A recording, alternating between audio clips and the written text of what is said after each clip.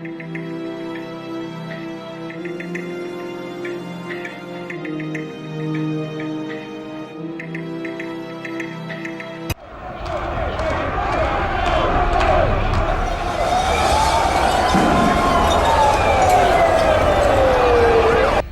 और बहनों, राष्ट्रपति जी ने आपातकाल की घोषणा की है।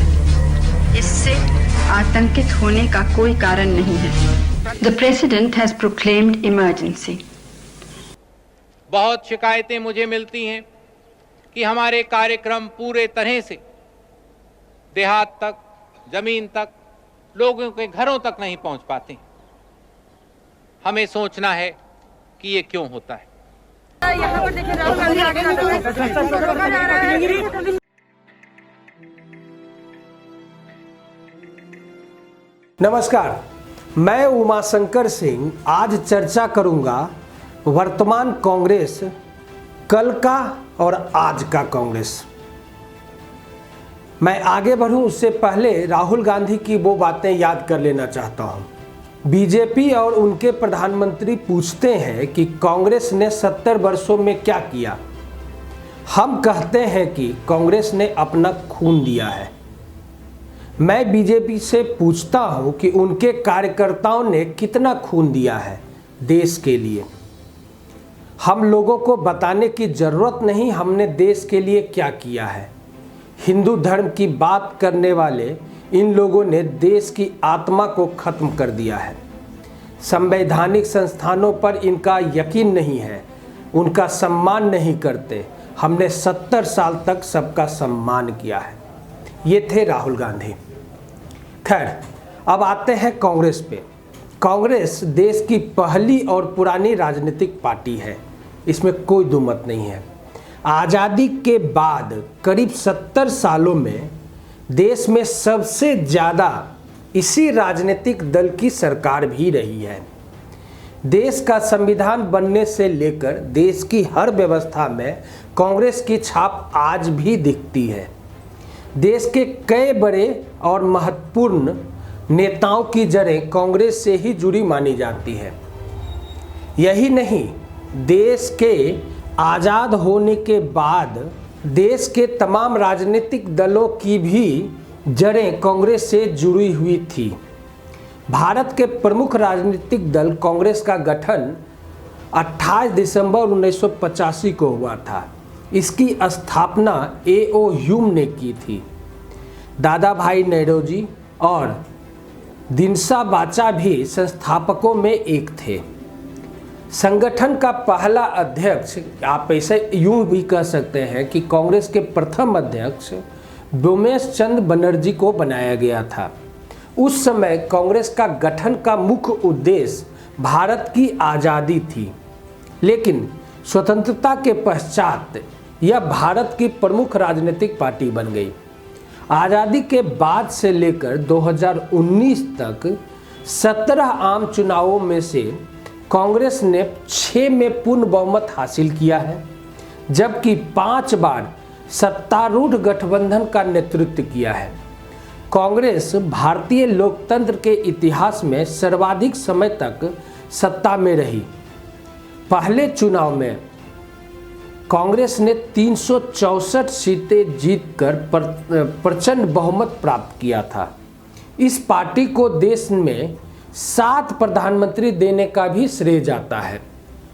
इसमें पंडित जवाहरलाल नेहरू, गुलजारी लाल नंदा, हालांकि वो कार्यवाहक प्रधानमंत्री थे, लाल बहादुर शास्त्री, इंदिरा गांधी, राजीव गांधी, पीवी नरसिम्हा राव और मनमोहन सिंह हैं। कांग्रेस पार्टी के दामन पर 1975 में देश में आपातकाल लगाने का भी दाग लग चुका है। उस समय प्रधानमंत्री श्रीमती इंदिरा गांधी हुआ करती थी। 1907 में बने गरम दल और नरम दल कांग्रेस में सबसे पहले स्वराज का लक्ष्य बाल गंगाधर तिलक ने अपनाया। 1907 में कांग्रेस में 2 दल बन गए थे, एक गरम दल और एक नरम दल। ये दोनों दल गरम दल और नरम दल थे। गरम दल का नेतृत्व बाल गंगाधर तिलक, लाला लाजपत राय और बिपिन चंद्र पाल कर रहे थे। इन्हें लाल बाल पाल के नाम से भी आप जानते हैं। वहीं नरम दल का नेतृत्व गोपाल कृष्ण गोखले, फिरोज शाह मेहता, दादा भाई नौरोजी कर रहे थे। गरम दल पूर्ण स्वराज की मांग कर रहा था, तो वही नरम दल ब्रिटिश राज में स्वराज चाहता था।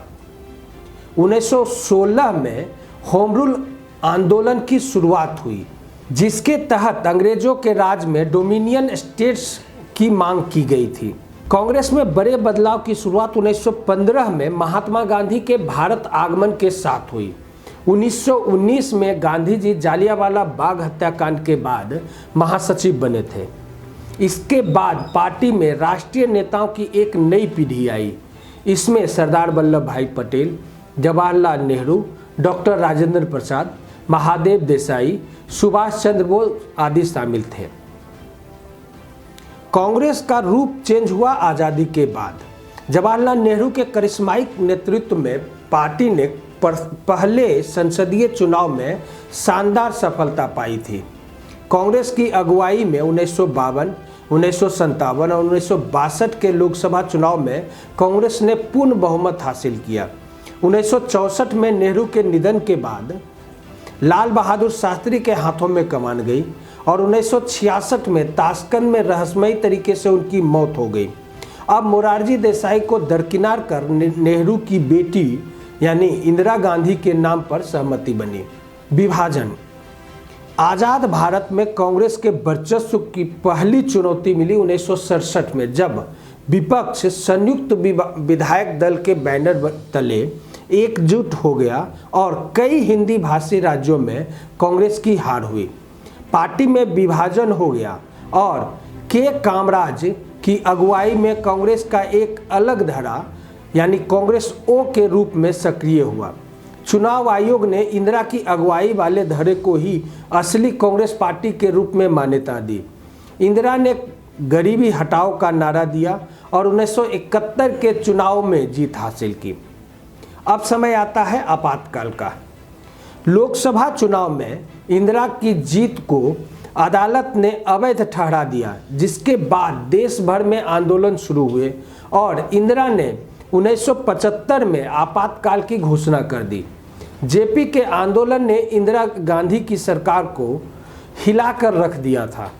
1977 में जब चुनाव हुआ तो जनता पार्टी के हाथों कांग्रेस की बुरी हार का सामना करना पड़ा। 2 वर्षों में ही सरकार गिर गई और 1980 में इंदिरा गांधी फिर से सत्ता में लौटी। अब दूसरा समय शुरू होता है इंदिरा की हत्या के बाद। 1984 में इंदिरा गांधी की हत्या के बाद देश भर में सिख विरोधी दंगे हुए। उनकी हत्या के बाद उनके बेटे राजीव गांधी ने 1984 के चुनाव में पार्टी को भारी सफलता दिलवाई। 1989 में जब चुनाव हुए तो जनता दल और भाजपा के गठजोड़ ने कांग्रेस को पराजित कर दिया।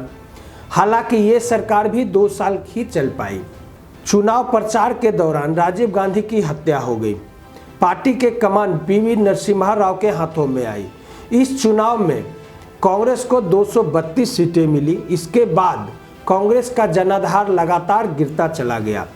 2004 के चुनावों में उसे महज 145 सीटें मिली। सहयोगी दलों के सहारे संयुक्त प्रगतिशील गठबंधन यानी यूपीए का गठन किया गया और मनमोहन सिंह प्रधानमंत्री बने। अगर कांग्रेस के सबसे खराब प्रदर्शन का दौर कहा जाए तो वो आज का दौर है। ये तो कांग्रेस की वर्तमान स्थिति है। लगभग हमने कांग्रेस के इतिहास को खंगालने का कोशिश किया, जो आपको पसंद आएगा। आप हमारे फेसबुक, यूट्यूब चैनल को यूं ही लाइक और सब्सक्राइब करते रहें। नमस्कार।